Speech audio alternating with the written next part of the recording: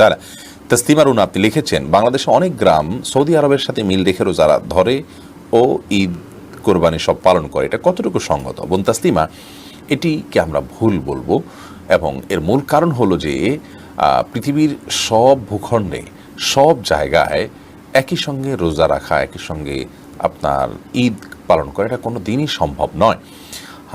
আজকের বাস্তবতায় হয়তো কোথায় কখন চাঁদ উঠেছে কোথায় না উঠেছে আমরা এটা জানতে পারছি।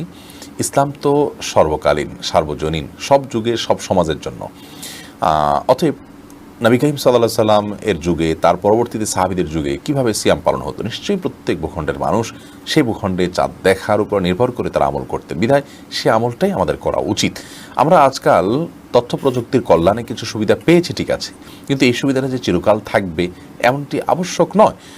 আর এর বাইরেও অনেকগুলো বিষয় আছে এখানে। নবী করিম সাল্লাল্লাহু আলাইহি ওয়াসাল্লাম অনেকগুলো হাদিস আছে, সেগুলো সামনের দিকে তাকালে আমরা বুঝতে পারি যে আমরা আমাদের ভূখণ্ডের ক্লাইমেট দেখে, আকাশ দেখে আমরা প্রতিটি ইবাদত বন্দেগী করব।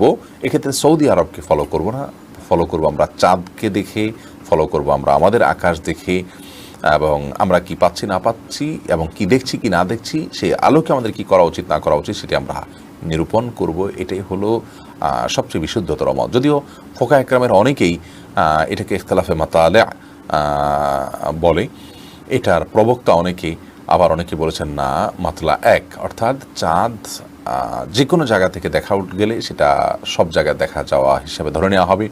এটা অনেক ফোকা একরাম বলেছেন, উল্লেখযোগ্য অনেক ফোকা একরাম বলেছেন, কিন্তু এর বিপরীত মতটি হলো অধিকতর শক্তিশালী, যার কারণে যারা সৌদি আরবের সাথে মিল রেখে রোজা বা ঈদ রাখছেন আমাদের, তারা ভুল করছেন। এখানে সবচেয়ে বড় ভুলের জায়গাটা হলো, একটা আমল সমাজে সুপ্রতিষ্ঠিত আছে এবং সেটা কোরআন হাদিসের উপরে ভিত্তি করে বেস করেই করা হচ্ছে, সে আমলটাকে আপনার ডিঙ্গিয়ে অন্য একটা আমল সেখানে করার মাধ্যমে এক ধরনের বিশৃঙ্খলা, এক ধরনের বিভেদ তৈরি করা হচ্ছে।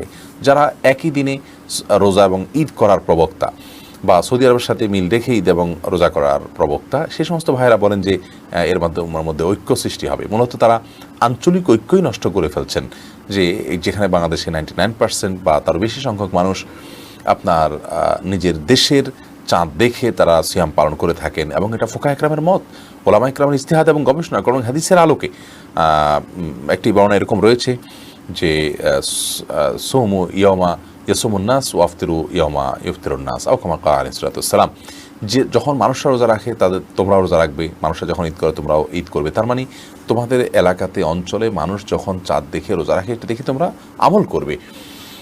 বিধায় এ বিষয়টাকে আমাদের আমলে নেওয়া উচিত এবং গুরুত্বের সাথে বিবেচনা করা উচিত। যারা এই কাজটি করছে তারা ভুল করছে।